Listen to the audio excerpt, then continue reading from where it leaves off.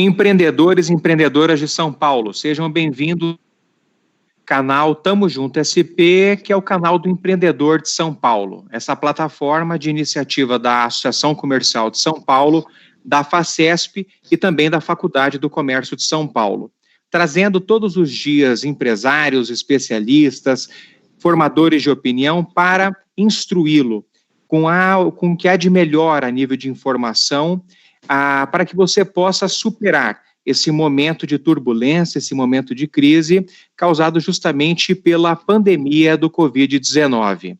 E hoje nós estamos aqui com dois grandes especialistas em direito comercial, em contratos empresariais, que é o professor Paulo Pena, professor de Direito Comercial da PUC-Rio e sócio do escritório, do conceituado escritório de advocacia Novotny Advogados.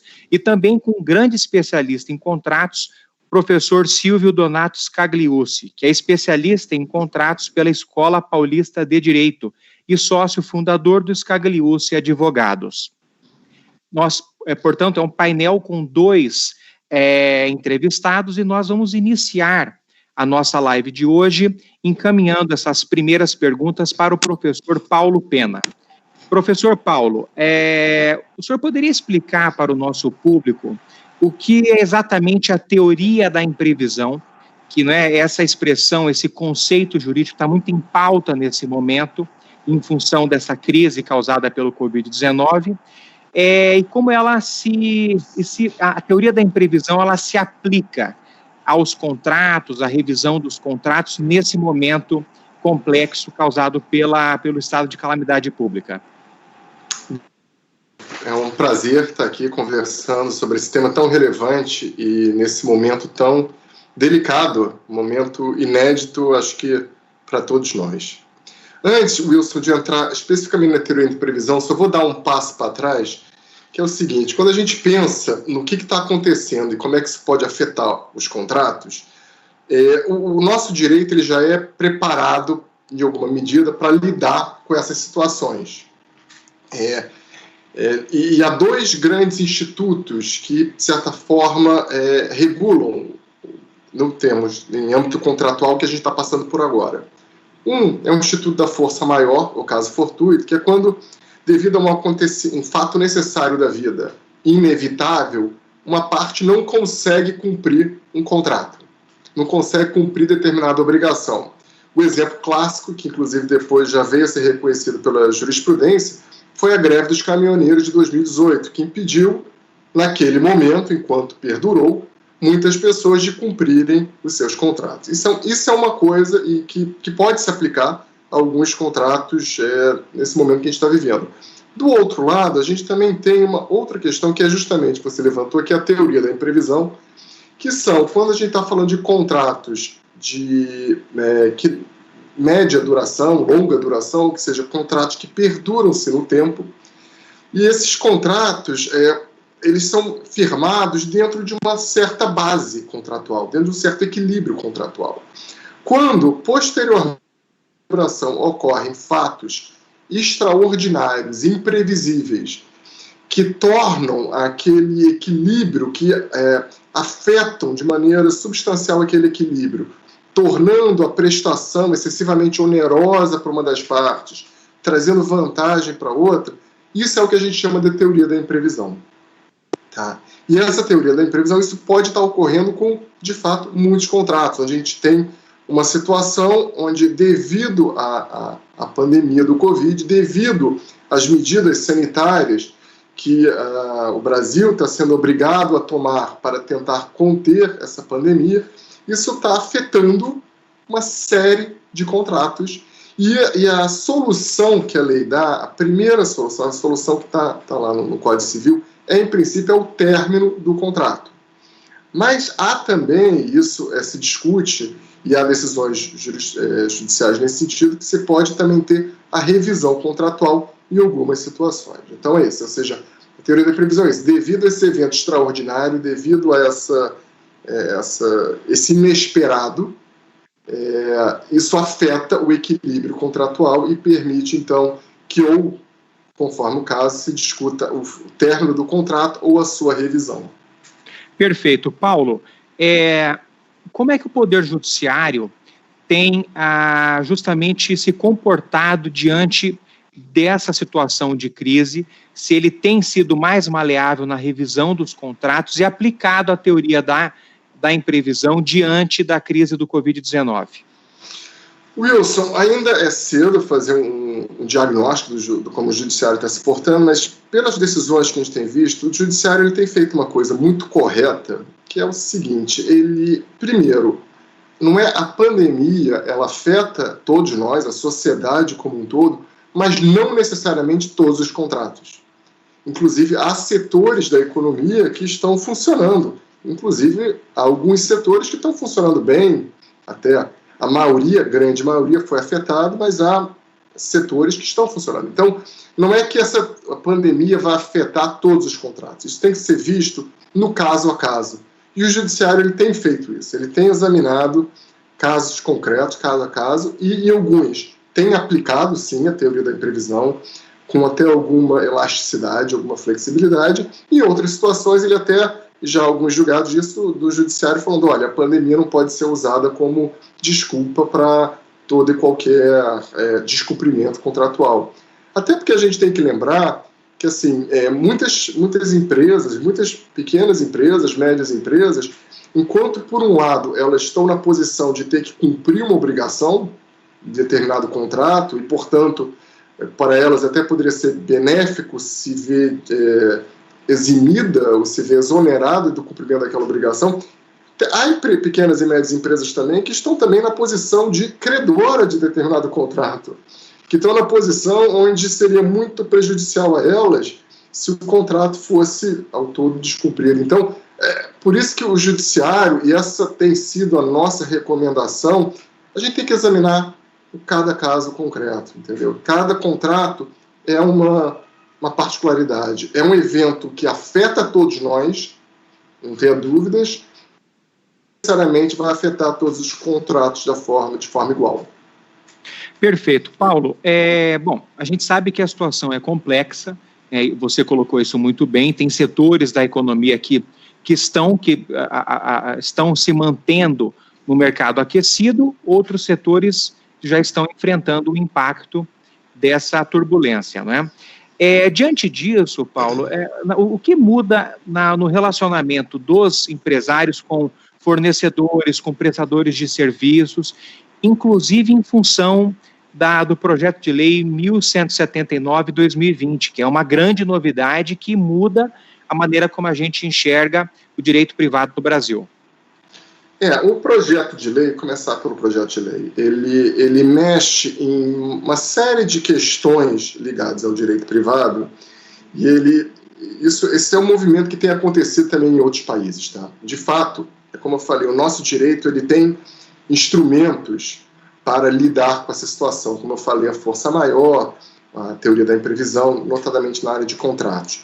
Mas como a pandemia ela é tão grande, é uma magnitude que nunca se viu antes, o legislador, né, o Congresso, agora está no Congresso, começou pelo Senado, está no Congresso, na Câmara, desculpa, ele fez esse projeto de lei para tentar lidar com várias situações, que vai desde da parte mais processualística, passa também por uma questão de contratos, e também atinge outros ramos do direito. Na parte de contrato, o que ele está sobretudo falando duas regras ele está trazendo. Primeiro, a pandemia, ou seja, os efeitos da pandemia, da teoria da imprevisão, eles só pegam as situações que ocorrem após o dia, salvo engano, 20 de março, que é quando ele estabelece como marco inicial, ou seja, não situações anteriores. E outra coisa que o contrato faz, ele estabelece que variação cambial, inflação, essas mudanças, ainda que possam ser muito relevantes, não serão consideradas eventos extraordinários para permitir esse reequilíbrio contratual. Ou seja, esses eventos, se eventualmente a gente tiver uma escalada do dólar, isso afetar os contratos, não será considerado um evento extraordinário. Perfeito. Bom, Paulo, digamos que você estivesse aqui agora com um empreendedor seja aquele que está recebendo uma demanda por parte de um cliente dizendo que não está conseguindo arcar com aquele contrato, pedindo uma revisão de valores, seja por parte de um fornecedor, enfim, ambos os polos, o contratante ou o contratado. E há uma certa dificuldade para se equilibrar essa relação contratual. O que você recomenda como especialista em direito comercial? Que se judicialize a demanda, que se sente para uma conversa, que se renegocie? Qual é a sua recomendação como advogado para quem está vivendo um drama desse? Wilson, no momento, o meu lema e a minha recomendação tem sido renegociar. Tentar ao máximo renegociar. É óbvio que a gente sabe que tem situações que terão que ser levadas para o judiciário. A gente já tem o judiciário abarrotado, a gente já tem um judiciário que ele tem dificuldade em dar vazão e, sem dúvida, essa situação que a gente está passando de crise, ele vai afetar muitas empresas, inclusive algumas talvez não sobrevivam, ou seja, o judiciário vai se ver ainda mais demandado. Então, a nossa solução e sobretudo, naquelas relações de longo prazo. A pessoa que tem um fornecedor, que é cliente de outro, a gente temos que tentar passar por esse período de crise e tentar manter essas relações comerciais. Né? Sobretudo nessas relações que se repetem, a gente tem interesse que a outra parte se mantenha bem também, até porque isso faz parte do negócio. Então, a minha recomendação tem sido renegociar. Eu acho que nunca antes aquela máxima de que mais vale um mau acordo do que uma boa demanda, ela esteve tão em voga. Eu acho que a gente precisa sentar para renegociar. Tenta renegociar desconto, a gente tenta negociar postergar o pagamento, o que não for pago agora vai ser pago no futuro parceladamente, tenta uma pequena moratória. Eu acho que vale a pena nesse momento sentar com a outra parte, conversar. Óbvio que a gente sabe que tem situações que vão ter que ser judicializadas mesmo assim, mas eu diria que essa é a minha recomendação. Eu acho que está todo mundo vivendo isso, todo mundo sabendo. Eu acho que colaborando, eu acho que uns com os outros a gente vai sair disso melhor. Tá, e a maneira, Paulo, como se formaliza o procedimento, formalizar essa renegociação é através de aditivos contratuais, é isso? Exatamente. Não precisa necessariamente, assim, não precisa nem fazer, em alguns casos, um aditivo formal, tal como um contrato original. Muitas vezes você pode também formalizar com uma troca de cartas, isso também já vale, mas o jeito correto seria um aditivo, mas dá para... Eu acho que é preciso formalizar o que ficar acordado, entendeu? Pode ser uma troca de cartas, onde as duas partes assinam aquela carta, entendeu? Isso já termina valendo como uma mudança do contrato. Perfeito. Agora vamos seguir, o Paulo continua aqui conosco, mas vamos seguir aqui com o Silvio Donato, professor Silvio Donato Scagliucci, especialista em contratos pela Escola Paulista de Direito. E, Silvio, o que muda nas relações de locação comercial em tempos de Covid-19? Wilson, boa tarde aos nossos ouvintes. E essa situação que leva os locadores e locatários a se conversar é um fato constante a partir do dia 23 de março. Isso tem acontecido com muita frequência. Muitos contratantes têm obtido resultado por meio dos seus advogados ou mesmo diretamente. E essa aproximação é fundamental para o sucesso da preservação dos contratos de locação. Esse é o ponto principal. E, como bem já colocado pelo colega, o Dr. Paulo, essas relações continuadas, elas têm que ser preservadas de alguma forma, e o melhor caminho tem sido cada lado ceder um pouco. As negociações no mês de março contaram com algumas reivindicações que englobavam o mês por completo. Por sua vez, os proprietários, os locadores, eles têm separado os 22 dias que foram praticados com a liberdade, sem a ausência do fenômeno do confinamento, e o mês de abril tem tido um tratamento diferente, pois envolve 100% da impossibilidade de utilização do imóvel. Algumas questões, como, por exemplo, uma escola que continua produzindo conteúdos e recebendo as suas mensalidades, caso ela se aventure numa demanda judicial, provavelmente ela não vai ter o mesmo sucesso que um vendedor de uma loja de sapatos, onde ele não consegue realizar esta comercialização dos seus produtos.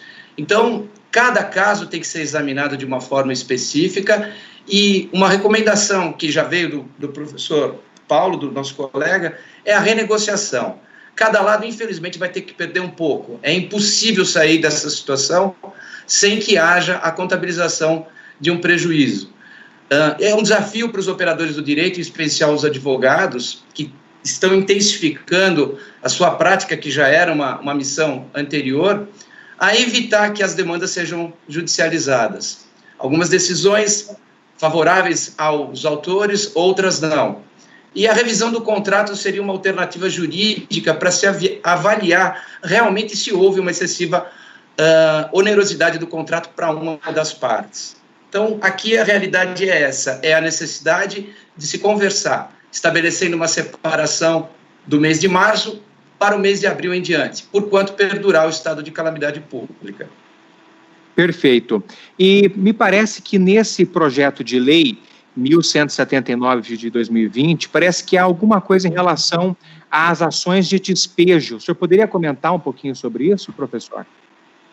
O que existe é uma modificação onde foi retirado o artigo 10º, que trata das questões relativas ao pagamento dos aluguéis, e restou no artigo antecedente, que trata das questões que podem ser judicializadas e que contarão com liminar. Essas também são vistas a partir do dia 20, as ações anteriores seguem o rito normal, sem nenhuma excepcionalidade, e aguardando que o projeto de lei se transforme em lei, ainda no Senado, essas questões vão ser excepcionadas apenas, as liminares serão concedidas para 3 casos, aqueles relacionados à alocação por temporada, outros por conta do falecimento do locatário, e tem mais uma outra questão relacionada às necessidades de obras no imóvel, onde existe a resistência do locatário e que elas não podem aguardar. Então, a liminar para esses 3 casos, existe a previsão de ser mantida. Nos foram afastadas. Porém, isso ainda depende de uma confirmação quando o projeto vier a ser convolado em lei. Perfeito. Bom, professor Silvio, o senhor já, evidentemente, falou um pouco sobre isso nas suas considerações, mas eu acho importante que isso fique claro para o nosso público, né? Que é essa consideração final. Nós estamos aqui diante de empreendedores, empresários. Alguns, por certo, já estão vivendo alguns dramas em função desse momento de crise. Qual é, portanto, professor Silvio, a tua recomendação como advogado? O professor Paulo falou que sempre é bom sentar, dialogar, renegociar, mas sem judicializar. Essa é a sua visão também, professor Silvio? Eu faço das palavras do doutor Paulo as minhas. Só haverá necessidade de judicialização das questões quando realmente não houver consenso. E para que haja consenso, é necessário que todos, neste momento de crise, se ajudem. E a forma de se ajudar são várias. Por exemplo, na questão das locações, alguns locadores têm concedido um desconto, em outras situações têm suspendido uma parte do pagamento do aluguel e transferido para o futuro, para o final do ano, para o começo do ano que vem, sem a incidência de qualquer tipo de atualização monetária, juros ou multa, ou seja, de qualquer acréscimo.